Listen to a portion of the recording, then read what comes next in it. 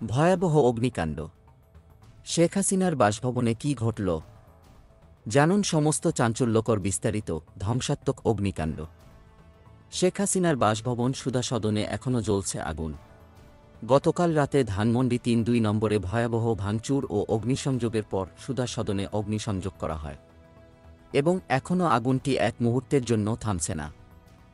বুধবার রাতে অর্থাৎ ৫ ফেব্রুয়ারি রাত ১:৩০টার দিকে ধানমন্ডি ৫ নম্বর সড়কে সুধা সদনে ভয়াবহ আগুনের ঘটনা ঘটে, কিন্তু অবিশ্বাস্যভাবে আজ বৃহস্পতিবার দুপুর পর্যন্ত সেই আগুনের শিখা আরও প্রজ্বলিত। এই পরিস্থিতি কি বিশাল বিপর্যয়! নিরাপত্তারক্ষীরা জানাচ্ছেন, রাতে আগুন দেওয়া হয় এবং দ্রুতই এই আগুন ভবনের ভেতরে ছড়িয়ে পড়ে। আর এমন পরিস্থিতিতে বিদ্যুৎ ও গ্যাসের কর্মীরা এসে সংযোগ বিচ্ছিন্ন করেন। আপনি কি বুঝতে পারছেন? শেখ হাসিনার প্রাক্তন বাসভবন এখন একটি আগ্নেয়গিরি। এছাড়া ফায়ার সার্ভিসের ঢাকা কন্ট্রোল রুমের মোবিলাইজিং অফিসার খালেদা ইয়াসমিন বলেছেন, আমরা আগুনের খবর পেয়েছি, কিন্তু নিরাপত্তা ঘাটতির কারণে আমরা সুধা সদনে যেতে পারিনি।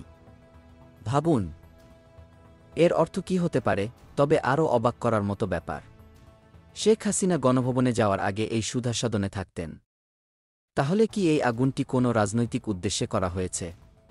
জুলাই মাসে গণঅভ্যুত্থানের পর যখন শেখ হাসিনা ভারতে পালিয়ে যান, তখনই আবার নিষিদ্ধ ঘোষিত ছাত্রলীগের ফেসবুক পেজে তার ভাষণ, এবং তারই পরের দিন রাতে ধানমন্ডি ৩-২ নম্বরে ভাঙচুর ও অগ্নিসংযোগ।